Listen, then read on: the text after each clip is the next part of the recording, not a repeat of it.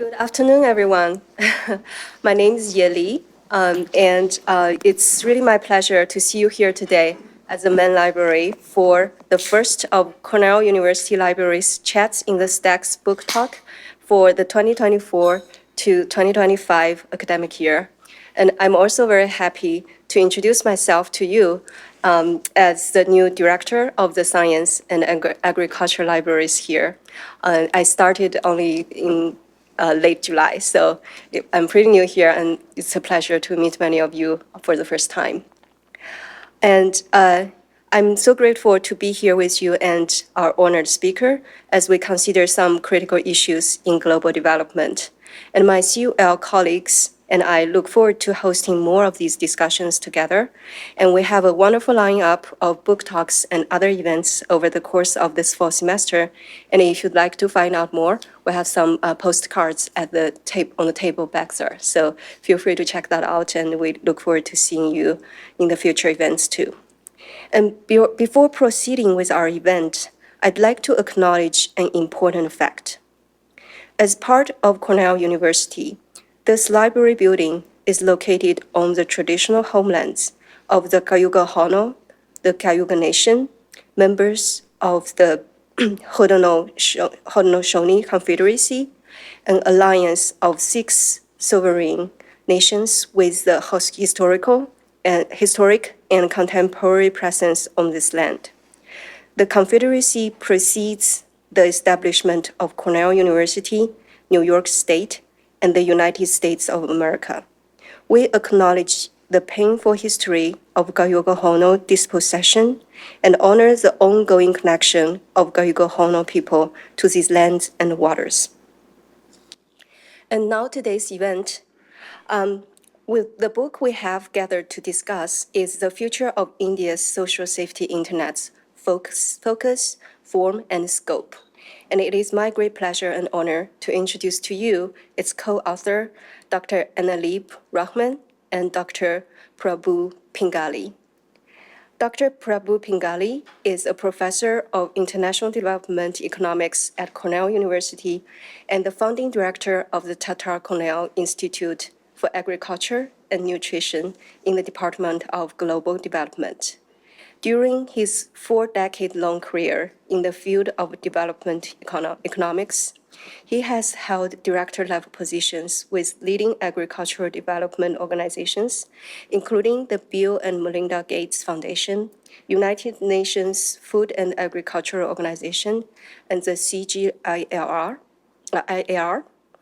He is current chair of the governing board of the ICRISAT, and has been elected as the fellow of the AAAS and the American Association for Agricultural Economics. He is a member of the U.S. National Academy of Science and India National Academy of Agricultural Sciences. Over the course of his prolific research career, Dr. Pingali has published hundreds of journal articles and, as of this year, 14 books. Having joined Cornell faculty in 2013, he teaches an advanced course in food systems and food policy and co-teaches a cross-disciplinary graduate level course examining the global food, energy, and water nexus in sustainability and food security. Welcome, Dr. Pingali. And co-author, Dr. Andaleeb Rahman, has over a decade of experience contributing to the advancement of development economics and international development through research and practice, and is presently a research associate at Tata-Cornell Institute. He is an economist by training, interested in the issue of food security, agricultural transformation, social protection, and political economy of development. Prior to Cornell, Andaleeb worked at the Indian Institute for Human Settlements in Bangalore, India, where he investigated issues of climate change adaptation and its impact on livelihoods. He has written a number of research articles in peer-reviewed journals, and the book he has co-written with Dr. Pingali is the second of his book publications. Welcome, Dr. Rahman. And The Future of India's Social Safety Nets, published just this year, has been praised as a timely and meticulous examination of 7 decades of India's social safety nets, and a valuable resource for scholars of social policy, economics, and population studies, as well as for government officials. Please join me welcoming Drs. Rahman and Pingali as they highlight some of the insights for promoting sustainability and resilient development in 21st century India. Please, yeah.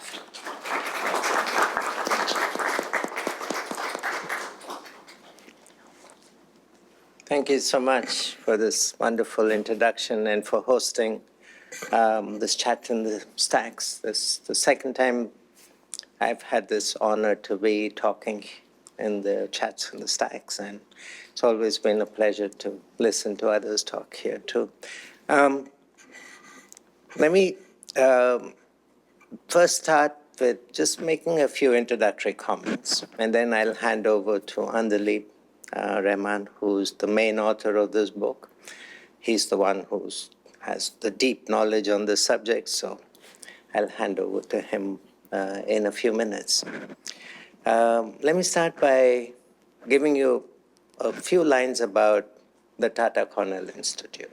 The Tata-Cornell Institute is a standalone research institute in the College of Agriculture, and our offices are right up.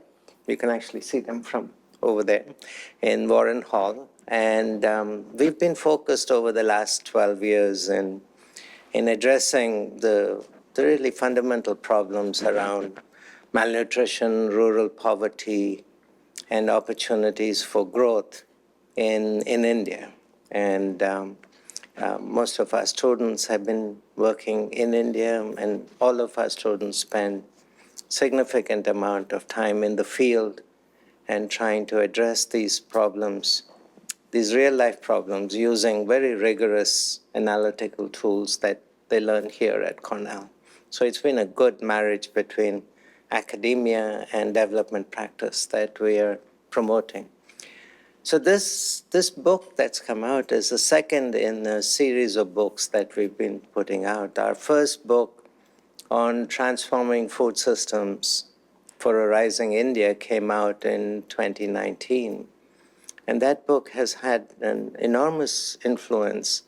It's been downloaded, I think, as of a few weeks ago, around 200,000 times. And it's had some significant impact around the thinking around food systems, and structural transformation in India. And as we were working on that book, and we talked about the growth that's happening in India and the rapid transformation of rural India, we also realized that there's large sections of the country and large sections of populations within India that are being left behind and that don't have the opportunity to be part of the growth process.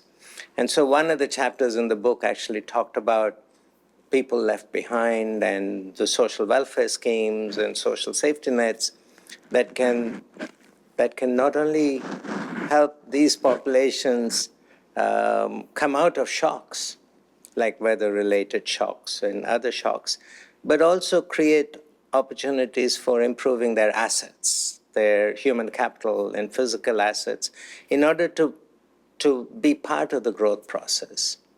And through building up assets, you can kind of get into the process of growth and improve your overall opportunities for growth. So that's where our thinking around social safety nets and social welfare programs started.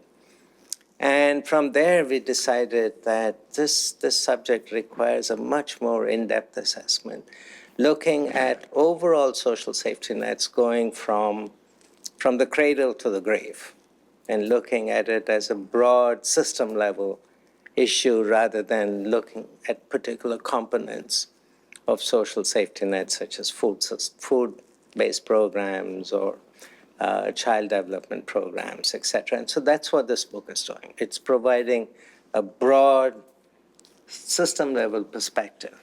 So we started to work on this book around 2019. And as we were conceptualizing this book, we ran into COVID, and the whole world kind of changed. And what happened was, because of the COVID crisis, there was a lot more attention that was being paid to social safety nets and social welfare programs. Countries like in the US and Europe, etc., were talking about how do we bring people out of the shock and how do we create a trajectory of growth for these populations again. And so social safety net discussions became a central part of the public policy discussion in 2019, 2020, etc. At the same time, the World Bank put out its World Development Report, which was very focused on social welfare programs. And that created, again, an international discussions in this area. So we were very fortunate that the global debate was happening around the time that we were working on this book. Well, I guess I was supposed to press that as we go along. And the same discussions were happening in India. India was also promoting free food programs as part of COVID, expanding its public distribution system for subsidized food, and they were looking at various other programs in order to bring populations out of COVID. And so the attention in India was also very much focused around what's the future for social welfare programs, social safety net programs. Then the elections came in, and with the elections, a lot more promises around these programs were being put forward. But much of the debate in India has been very much focused around particular component programs rather than looking across the program and looking at a system level at these programs. So even though India has some of the largest safety net programs that there are, going from food-based programs to integrated child development programs to life insurance, health insurance, but none of these programs are well thought through, well integrated, implementation problems exist, etc. And therefore, even despite the growth that's happening in India, you still see very large levels of destitution and very large levels of poverty. And one needs to figure out, how do you reimagine a social safety net program, social welfare programs, in order to capture the people that are being left behind? And that's, I think, where we've come out and tried to imagine and work on a book that pulls this all together. So we've talked about, we talk about historically what have been some of the challenges with social safety net programs, looking at India, but also learning from lessons from other parts of the world. And then look at what's been the impact of these programs, impact on whether they're meeting the objectives of the program, whether they're connecting to the right people, whether they're making a difference in the lives of people, etc. And then looking at the future, saying India is in a really interesting situation where you have a very advanced and emerging economy, but at the same time, an economy that's stagnant and poor and being left behind. So two very different economies within the same country. And finding ways in which you can manage a public policy program that actually brings these two groups together and addresses the needs of both groups is important. So you need social safety nets to address the needs of the rural poor, but also you need to address the emerging problems of urban poverty, emerging problems of rising non-communicable diseases, rising health burden in the country, etc. And so this book tries to look across this entire spectrum and provides a systems approach from cradle to the grave and provides a systematic way in which one can reimagine social safety net programs. With that, I'll hand over to Andaleeb to actually give you the substance of the book. Thanks, Prabhu. Thanks, Shu, for the nice introduction. So I'll dive straight in. The premise of this book is social welfare. The first question that anyone would ask is, why is social welfare important? What it is? Why should the government help poor and address some of the social risks that exist? Speaking in 2024, when 5 of the largest democracies in the world are going for election, and one of them has been, everyone kind of understands the importance of government and the role they play in the society. And much of the elections, be it India where it happened, in the United States where it's going to happen, in Indonesia and South Africa too, these are some of the most pressing challenges where the role of the government, especially when it comes to addressing poverty, addressing the challenges of the people, keeps getting asked. And when we're talking about these democracies, we're also talking about nation states. And before nation states existed, but much of the social welfare was kind of driven by community support networks, through religious organizations, through the feudal relationship between the tenant and the wage worker. So these were ways in which, if someone falls ill, if there is some hazard befalls on a person or a household, there were some ways to support. But of course, these were not enshrined or kind of the commitment wasn't pure. And when the nation states came in, and just before the nation states started to form, 1601 poor laws in Britain were the first time when the church was dissolved, when the monasteries were dissolved, and the state kind of started acting more proactively in terms of supporting the poor through institutionalized norms. So that's why the state is important when it comes to helping poor in the nation state, where this is how you kind of support your citizenry to a potential loss of livelihood, income, or health, and which can befall in anyone, anywhere, regardless of their income status. And it's kind of more pernicious when households are poor and they lack the basic shelter, housing, food security, and other things.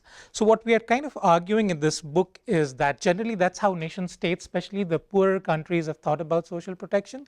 But what's important now is to kind of move ahead in that direction, to not only think social protection in terms of poverty, and by poverty we mean the usual consumption based measures of poverty. We should also think about making societies, households, individuals, and citizens in the country overall more resilient. And resilience is a concept which kind of originated in engineering, moved to ecology, and now a lot of development programming and development economists also are starting using this as the scope or kind of something to attain as part of the human welfare. And that's what we are talking about in this book and kind of impressing upon, where by resilience we mean we not only support the already poor or those who are likely to be poor, but also kind of build in their adaptive capacity so that in the future they go on to accumulate human assets, human capital on the path to prosperity. So that's one important contribution. And of course, we know, as I just mentioned, social welfare is important from the perspective of social justice, the moral imperatives of the state to ensure there is a social minimum where no person in the country goes on to live a life of destitution. They have access, freedom, and self-worth and dignity to keep continuing their life as a citizen. There is also an important redistributive component to social protection, because we know in any place, any country, not everyone has the same level of skill, endowment, assets. So how does the government go on kind of do a redistribution so that some part of the society do not feel left behind? Because if some part of the society feels left behind, inequality is high, then it leads to all kinds of pernicious effect, which we often see in many of the countries or most of the countries along different axes, which also ensures that intergenerational poverty does not persist.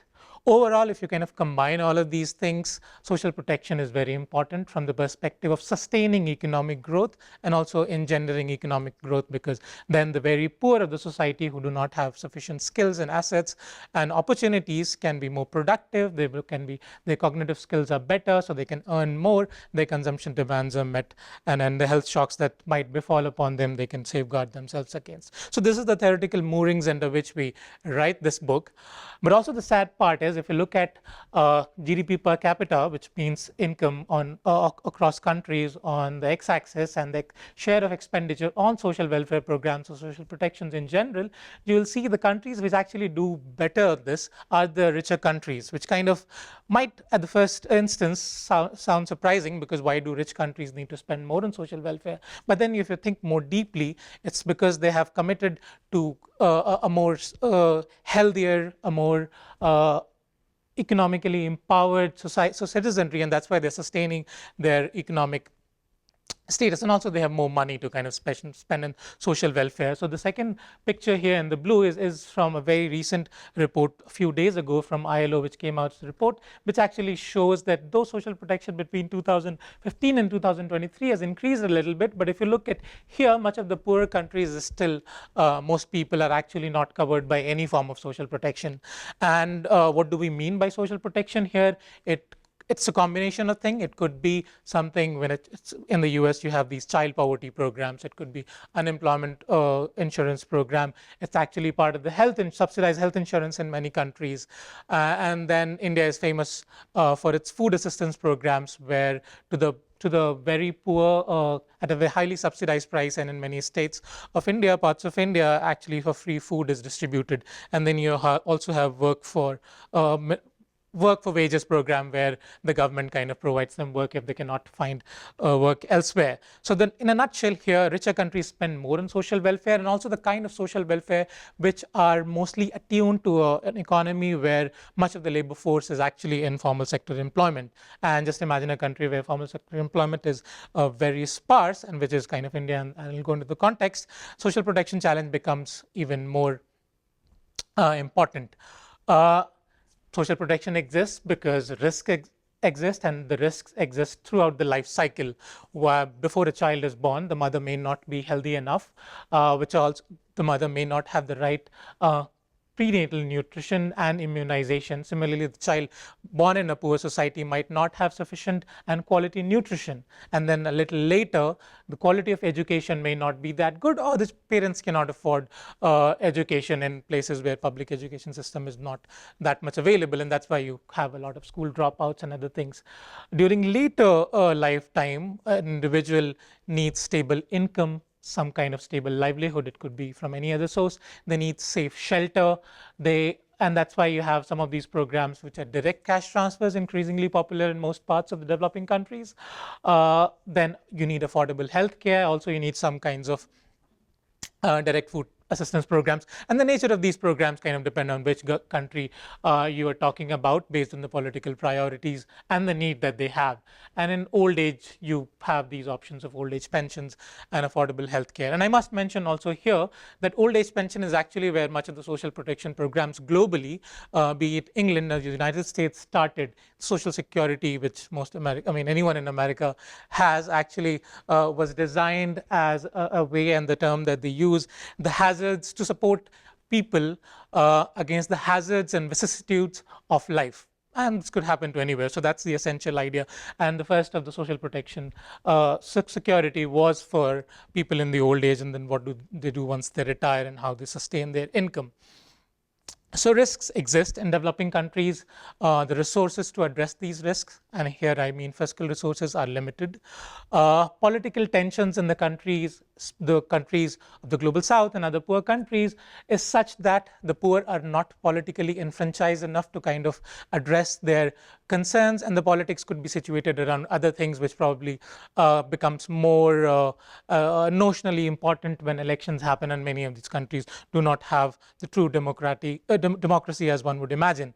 Also, when the programs exist, there could be corruption, there could be inefficiencies in program design, and then which we all hear about. Overall, what we summarize here in many of the poor countries, there is weak social democracy, where elections might happen, but how belonging to a nation state and the entitlements that you should have as citizens are much more, and you have lesser power to kind of address those through an elected systems. So these are all the things which are applicable to India, and this is what we unpack in this book. We go into each of these schemes that exist in India and I'll talk briefly about it. But what I'll talk about here in a sum, if we talk about social welfare programs in India, their impact has been less than what we want, given poverty and vulnerability and all sorts of destitutions remain as high, may have reduced over time, but still remains very high. So that's the essence of it. So if I'll show you some of the programs that exist. So this is a picture, and all these pictures that I'm going to show you are by Raghav Puri, who's my colleague here at TCI. So this is a program where free in some states at a very nominal, very nominal price in most states of India, India being a large country and different state governments or subnational governments have their own rules, rice or wheat as the major staple grains are provided to people. In some states, it is to all, while in most states, actually, it's for the poor people. A certain amount of rice grains are provided. This is a picture from a site, as they call it, as Mahatma Gandhi National Rural Employment Guarantee Scheme, where any family member of a rural household, in case they are not able to find job somewhere else, can come to the government and say, I need work, and the government will employ him or her on the payrolls, and they will be paid a minimum wage, which is kind of stipulated and keeps on revising. So this is called generally the NREGS in India. So the first one is PDS, this is NREGS.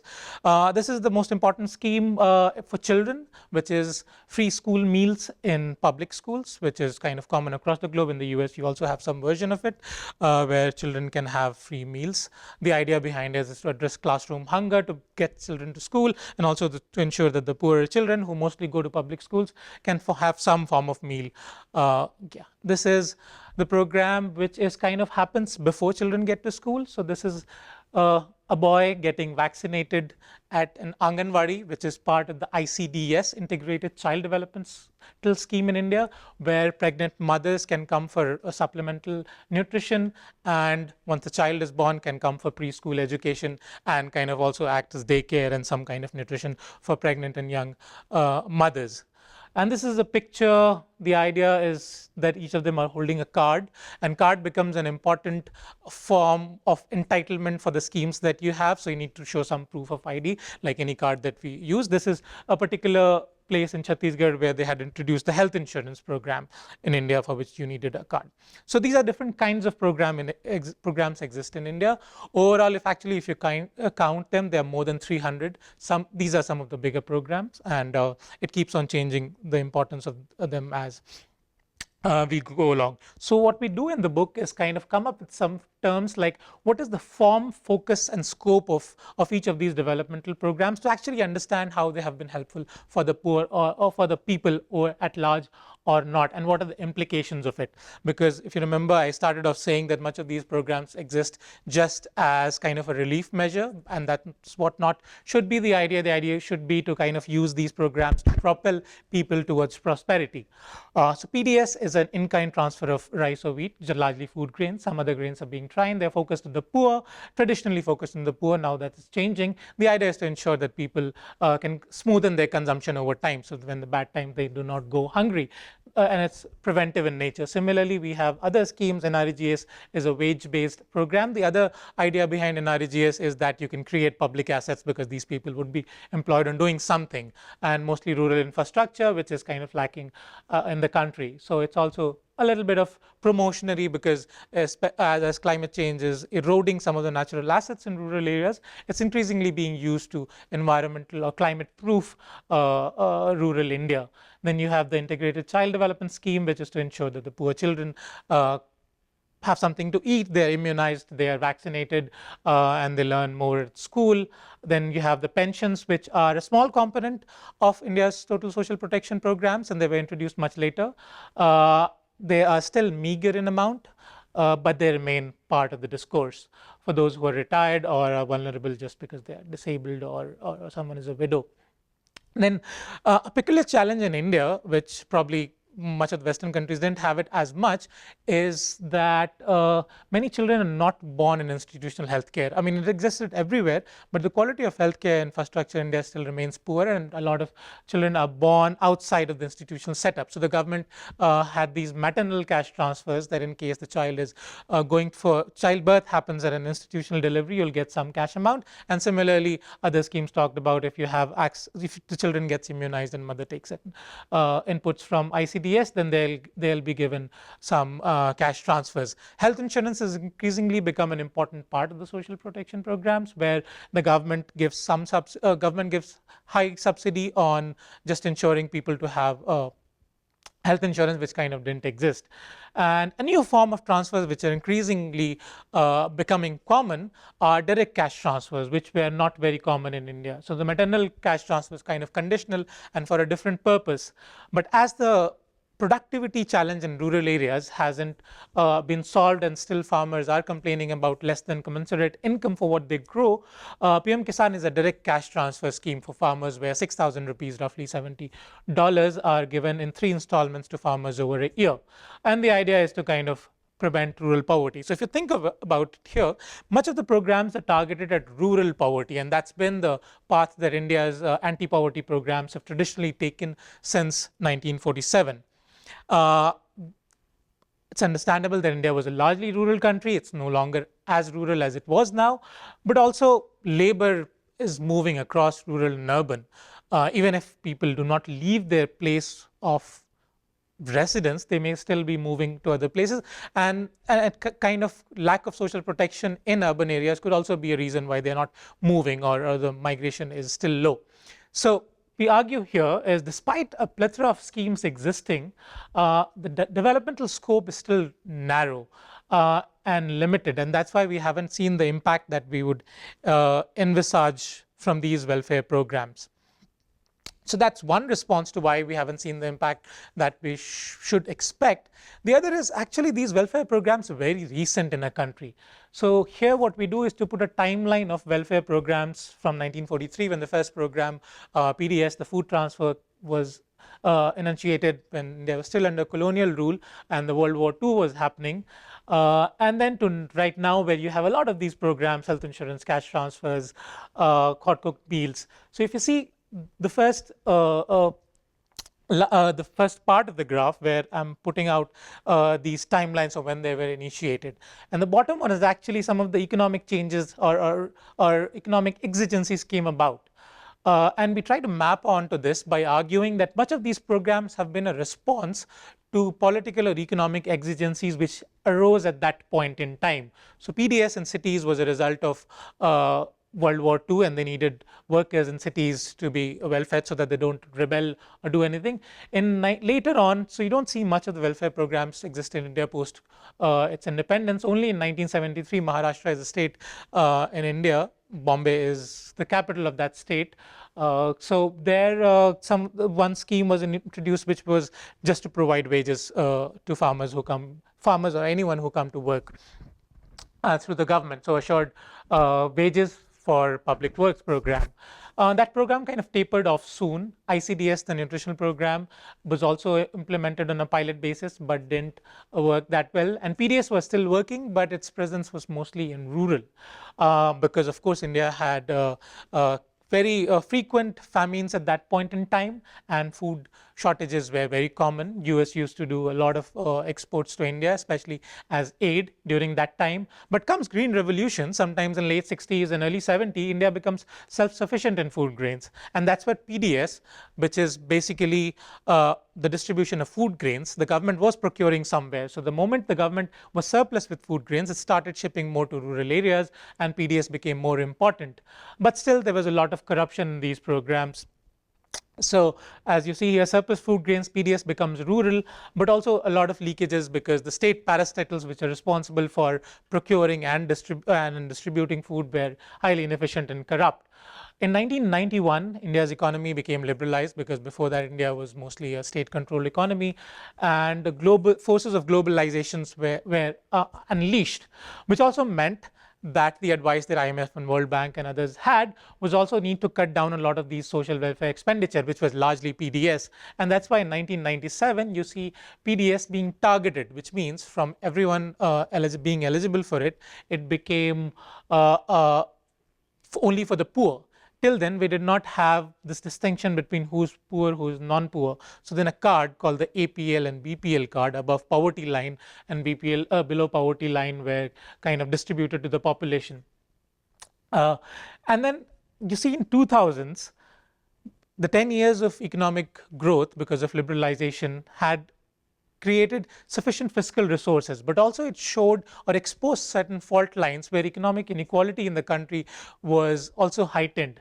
And a certain favorable government was in place at that time, which unleashed rights-based legislations in India, where right to work, I showed the site where people were employed in the public works, became an entitlement, which is enshrined in the constitution. So right to work and right to food became two important legislations under which wage work in rural area and food to a large majority, 67% of the total population, Indians got access through PDS. Of course, nothing to say that everything was working fine, but these were programs which were initiated.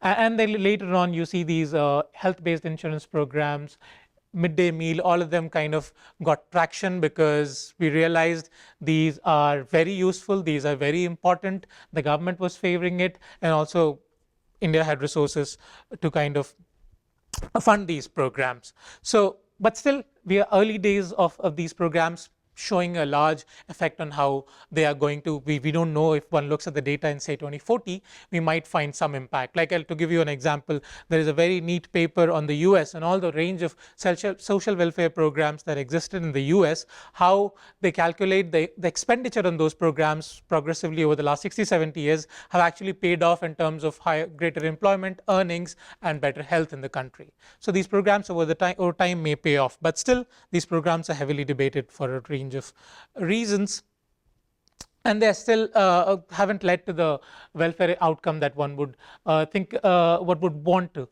So what we do here is to kind of use three concepts which are very popular in policy making: is ideas, interests, and institutions. Any policy that comes about or its effectiveness is a result of how those ideas were enunciated, how different political interests panned out, and the institutions which were responsible for implementing it.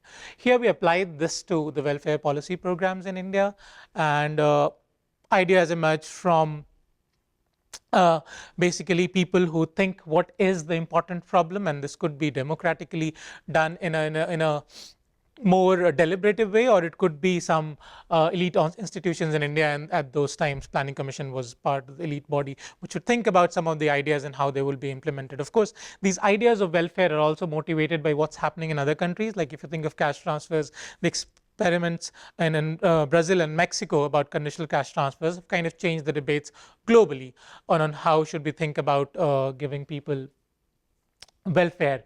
And these ideas are also contested because they're different interests. It's kind of we don't know what impact they will have, and the institutions are responsible to implement it.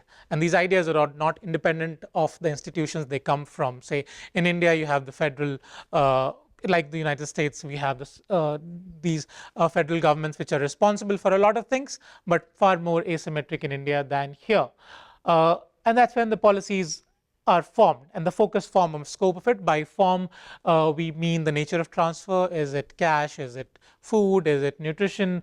And so scope is what's the developmental scope? What do we want to achieve by it? And focus, is it targeted of men, women, children, the poor, elderly? So these are things which kind of keep evolving, and what we talk about in this book, because it's important to think about what progress we have made, who are the vulnerable people, and how to move on from there. And the most challenging aspect here, especially in poor country context, is how do they actually get implemented, the local last mile delivery problem, because a lot of factors are responsible for it. There is bureaucracy, there is the nature of empowerment of citizens, how decentralized governance is, the ability of the state to implement these programs, monitor what's happening, and kind of the feedback loop into policy. That essentially tells us whether welfare outcomes, say a child nutrition improvement welfare outcomes, have been achieved or not. So the ideational process is set up implementation is done, and then we measure the outcome. Much of the economics literature on this, a huge amount of literature, especially on India, and they've learned from other developing countries, talk about this, but most of them actually look at one scheme was implemented and what impact it has, while we are here kind of doing a back check in terms of actually how the system played out. This is one of the important contribution of the book. So we summarize it.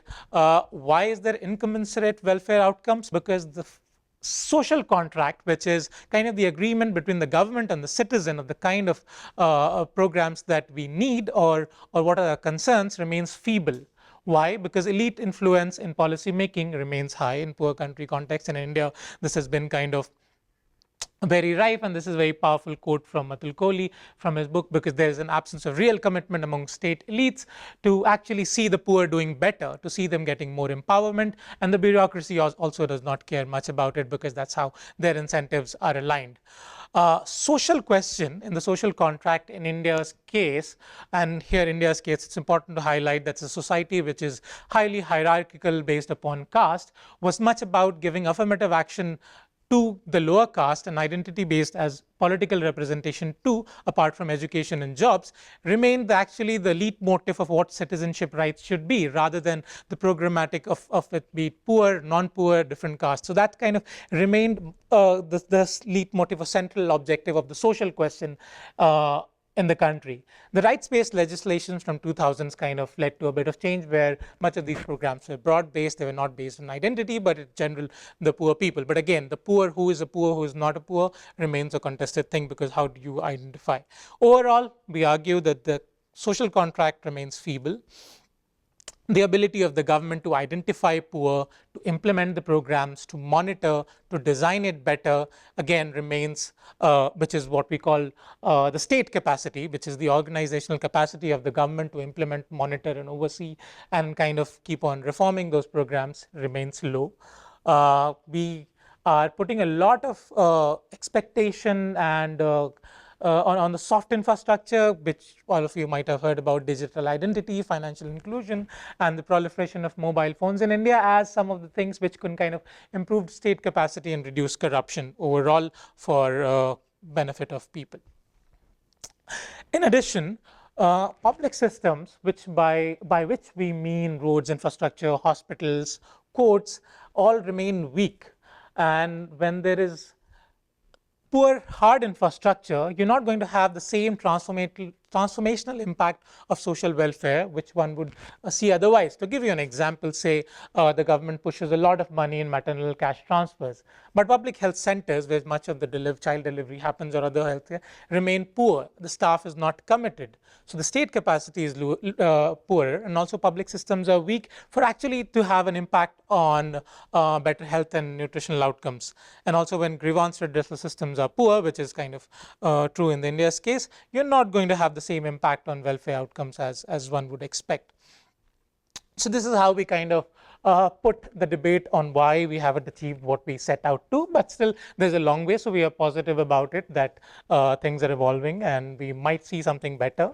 And that becomes the second part of the book. We're talking about how, as we think into the future, how should these programs be reoriented or rethought. So for that, it's important to understand how India's social and economic development has panned out. And I thought this is a good glimpse of how generally the interest in Western media on India, with a lot of excitement, exuberance, but also a great deal of skepticism, as you can see from these programs, because everyone wants India to be a superpower, thinks it might be, but then like, is it really going to happen? Because there are lots of other challenges on India's economy. So there's always a sense of tentativeness, and that's why you see one more push, and is it India's moment? But this, so that's how India's economy is kind of structured. And why? Because they're not one India.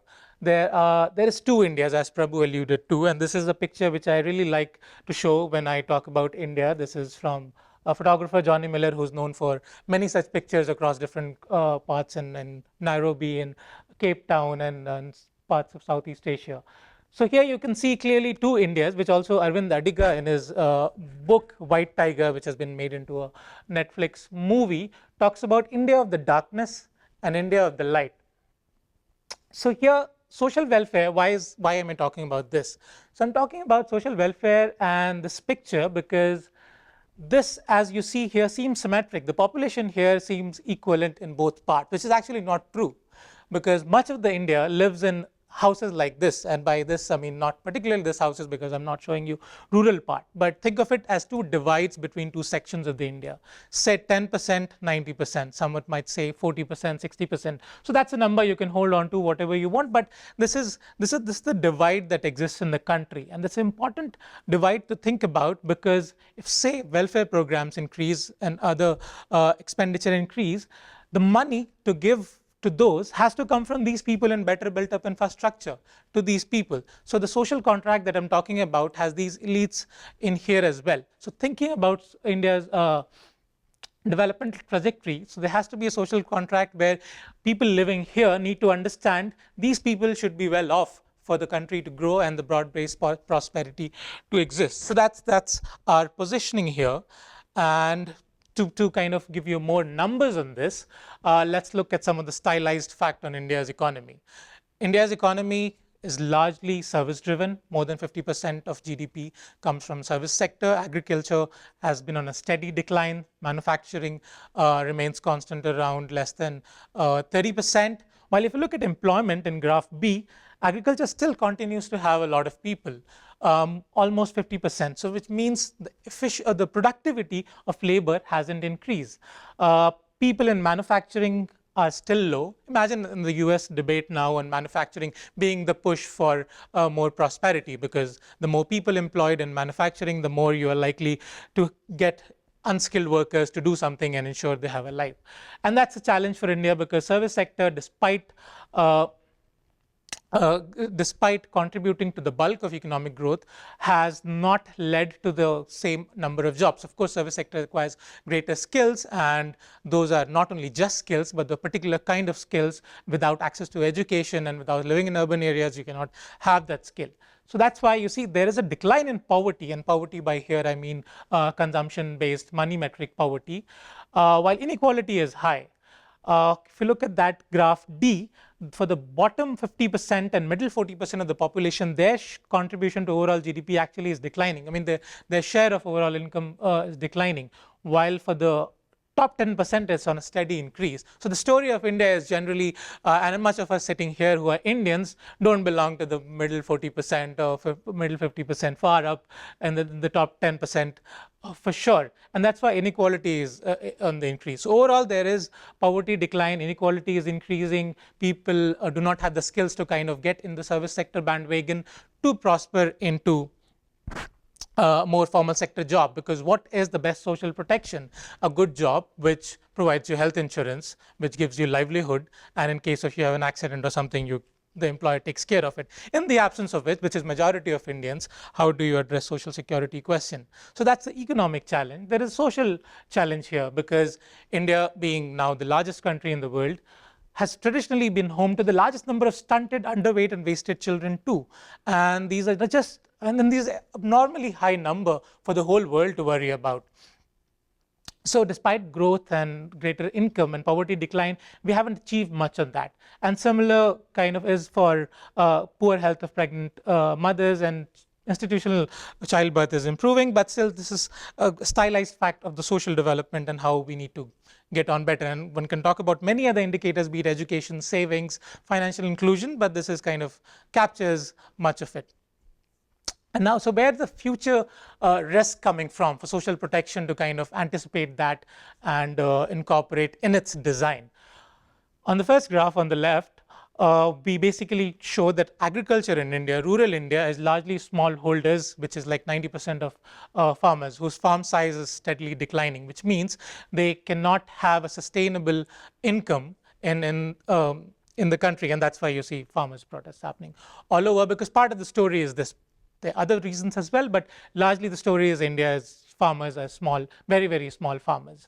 The second is the share of population in cities is increasing, surely, still not very high like many other countries, comparable countries like Argentina and Mexico and Brazil, but it's increasing, but even the large cities, small towns which have become from large villages to cities, haven't seen the same economic activity that you would think about in an urban place. And that's why people have characterized India's urbanization as suburbanization, in which doesn't mean the agglomeration, the suburban you see here, but it means subaltern urbanization, subaltern urbanization in the sense of villages have become cities or small towns, but the nature of economic activity still remains largely rural, as they are conduits of small petty trade, but not something concrete that urban economy would have.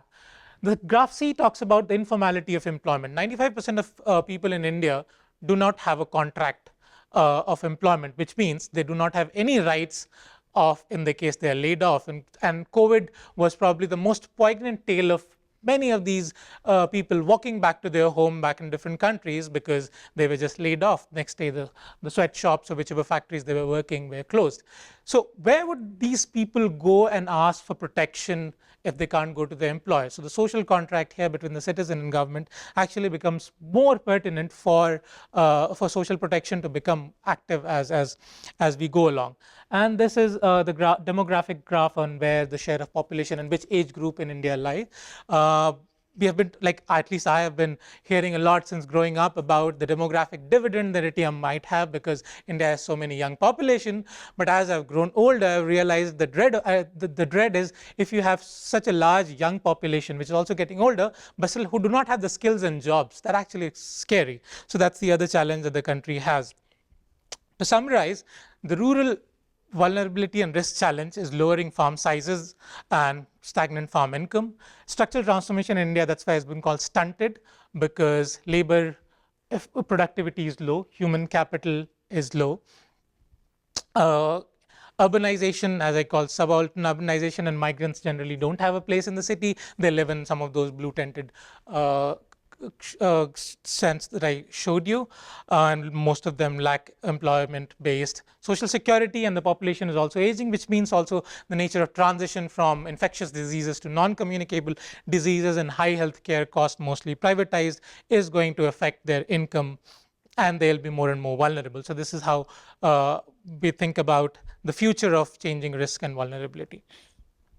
So when we talk about a more active, more ever present and thinking about the cradle to grave or the life cycle approach to social protection, the first question is, where is the money coming from? So we did some calculations in the book, and and some of this is kind of coming from how the European social state much earlier in the early 20th century started investing in it.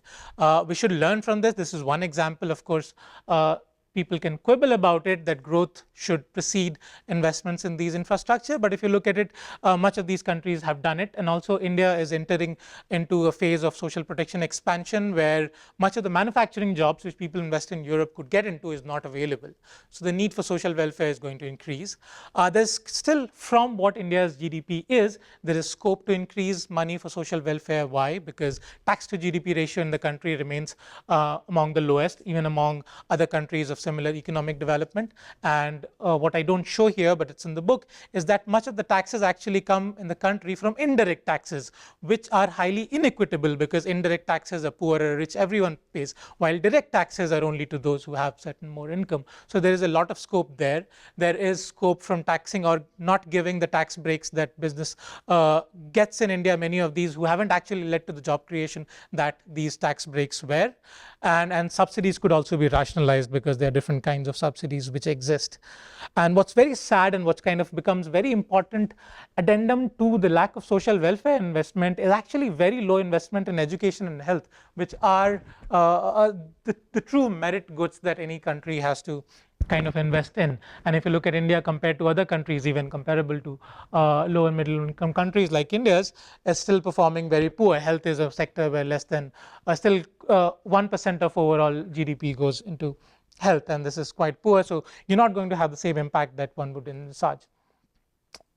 But as we go ahead, it's also not easy to bring out reforms that people have been talking about in terms of which reduces corruption or which becomes more efficient, because one of the things that has kind of had the hopes high of all politicians and a lot of technocrats in the country is something we call jam trinity, which basically means financial inclusion, which is a scheme Jan Dhan Yojana, in which every person can have a bank account even if doesn't have any money in it. There is biometric identity, so everyone has a biometric identity, and proliferation of mobile phones. So you can go to your, say, the person who gives you food assistance program, and you put your thumb, your biometric matches, and then you get food. Easier said than done, but technocratic solutions are, there's proliferation of problems with it, and many of the field-based research has shown that there are teething problems, and much of these schemes are actually for administrative ease than citizen empowerment. And bureaucratic incentives and lack of accountability, which is principally what causes corruption, is still addressed through this. So the question that we ask here, is it efficient or still remains exclusionary? We don't have a clear answer on what it is, because this evolves with time, but still a question worth asking. The other question about reforming India's food programs, especially while globally the questions about universal basic income, where you can give money to everyone and the problems of underdevelopment would be resolved, seems like a radical shift. But in poor countries where there's lack of market structure, lack of sufficient income, trust in the government, and also lack of democratic empowerment through collective voices, we wonder how much of it is going to have an impact. In India especially, food distribution cannot be moved to cash without actually dismantling the procurement system, where government announces a minimum support price. So how is that going to happen? So these are the questions we raise. And about universal basic income, we argue that it requires certain level of economic development, financial literacy, and appropriate data protection laws, because if you're kind of using biometrics, it also threatens your identity, and how you don't know how the data is going to be used. And India's data protection laws are shoddier to say the least. And what would be its developmental scope? Because if you have problems of nutrition to address, just giving them income, where social situation is very inegalitarian for women, you're not going to have the same nutritional outcome improvement, because if the mother is unhealthy, not well fed, the children are not going to be very healthy. So that's how we argue about cash transfers. There are other tensions in India, because India, as I said, like the United States, is a union of different federal subnational governments, which have been actually the principal innovators on making social welfare programs better. But now with technologies, there are new welfareism, which is a term coined by some analysts, has kind of come up, where direct transfers of private goods, especially cash transfers, have kind of changed the debate. And also the competition between the center and the state, where while the center is giving out money, but when the state, which is I mean here federal governments, give out, there is a competition. And this is a quote of this is Prime Minister of India saying, it's a reverie culture where competitive populism is like where you're buying votes through these welfare, while the central government does it too. It just have kind of the terrain between the center and state has become more tricky, and while state governments or the federal governments have led to its improvement. So here an example, a newspaper article on how center is withholding money for distributing food rations for not putting the logo of the Prime Minister of the central government. Similarly, another scheme where there was a change in the government, the new government kind of said the older cards which were used for health insurance scheme have been cancelled. So this kind of creates a lot of tension, because this is competitive populism, and all of this we argue is there because now welfare has become a handmaiden of politics. Welfare, while it's merit as a merit good, which means investment in private goods, but for larger impact gets compromised, and which also does not improve the dignity of the poor, which is very important in a democratic society, and does not talk much about citizenship entitlements. Rather than it looks up to them, and the government looks at itself as a benevolent state. Overall, we argue there are lots of challenges in India's social protection program. It is fledgling, it's still increasing, it's getting better in terms of the volume, and there are a range of programs now. I'm kind of summarizing over life cycle and why do they exist. But still, its limited impact is a result of inefficiencies, and reforms are hindered by lack of state capacity, fiscal space, and also becoming a handmaiden of populism. Thinking about the future, for a resilient future, we need these schemes to work together for a common goal, like rethinking about their focus, form, and scope, as we talked about, along with these important developmental enablers, which is high quality roads, high quality hospitals, better data infrastructure, improved court system, governance and equity. Social welfare programs, just as transfers to poor, are not going to solve the developmental challenges, are not going to make resilient households. It's what we argue in the book. To summarize, as we are just right on time, what we argue in the book, not only do we need a clear articulation of the focus, form, and scope about the two Indias that I talk about, but also a political commitment to it. And then when we look at the Western nations, which kind of got on the bandwagon much earlier, many years ago, many decades ago, there was a political commitment to the citizens as welfare as a merit good. The political coalitions were established, and also institutions were established where they can grievance redressals were there, and also design and need to, over time. All these programs were kept with citizens at its center. Programs were more decentralized. Bureaucracy was more accountable. The procedures to get these entitlements were simpler. While in India, there are papers which showed that just to apply for a program, it's so tedious, and the costs of getting there. Improved state capacity, of course, goes without saying that you need an efficient, responsive, accountable, and a decentralized state. But these programs cannot be there forever. One needs to keep thinking about it in the future. Are they useful, or what could be its alternative? So we need policy experimentations and innovations, along with investment in getting greater fiscal strength, which means rationalizing tax structure, thinking about how to tax people better, and then rethinking how to tax the real rich at the top. And of course, as I said, it also requires efficient public systems, which leads to better quality of health, education, and infrastructure. Overall, it would lead to a strengthening of social democracy, improves economic security of people, makes them resilient, and leads to broad-based prosperity. So these are some of the thoughts that I leave you with as we wrap this up. Thank you.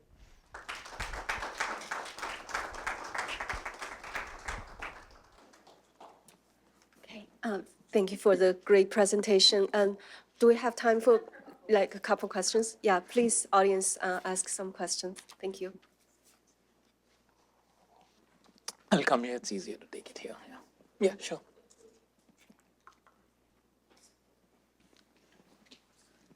Thank you. My name is Ihsan, and I attended Professor Pingali's course last year on food policy. So my question is, I came across a few literature where it talks about the north-south divide in India on poverty, right? So did the safety nets, social safety nets, really provided some contribution towards having better development results on the south compared to the north? And if it did you find that sort of evidence on your research? And if it did not work so much in the north, then what was the reason for that? Thank you. So no, that's a very good question, because that's something that we do discuss in the book, because South India generally had better governance systems, and also much of these programs that we see, which have been rolled up to the national level, actually started in the south, like school meal program, even the maternal nutrition programs, the effectiveness of PDS. It all actually always worked better in Tamil Nadu and Kerala, even when rest of the India people didn't have it. So that is surely, and there are research papers, there are books written on the subnational developmental trajectory in India, and how some states have done better than the other.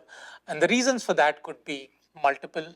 Some would talk about the solidarity, the linguistic homogeneity was there in the south. Some would talk about the social developments in the sense of social justice movements, which happened there much earlier. And there are a range of reasons one could find, but that's an established fact, and we do talk about it. And much of the North Indian states are learning from that. Yeah. Does the lack of adequate welfare systems contribute to predatory labor migration schemes like the kafala system? If so, how? And can reforms be utilized to put an end to these schemes? What's a kafala system? Sorry, I've never heard. Yeah, I haven't heard of this. So, yeah. I guess predatory labor arrangement. In the absence of social protection, I mean, maybe again, that remains a The hypothesis. landlord and Yeah, I mean, it's because Labor migration from India to Arab Gulf countries. to Arab countries. Oh, okay. I mean, so migration from India to Arab is of various different kinds. You have very high skilled people from India going there, as well as very poor labor, which is going to build their stadiums and all the things that we hear about, whose lives are very poor.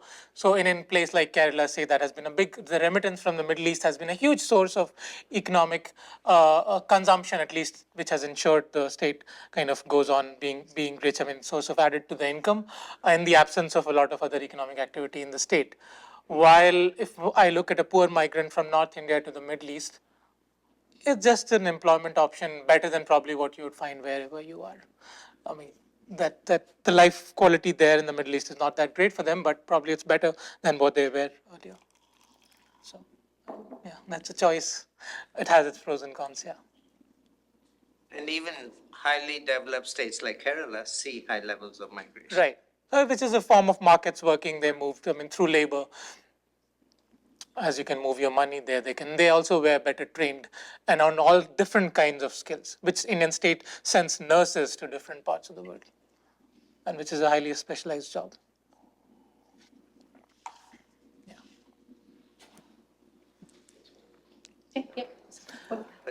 Well, I can take your question. I mean, Oh, sorry. just Thank you so I much. didn't want to. Thank you for the talk. I had a very quick question about the fact India is obviously very large, and for social provision to reach every single person is at the moment nearly impossible, and there's still a lot of people who are not aware of a lot of the welfare programs that are present in India.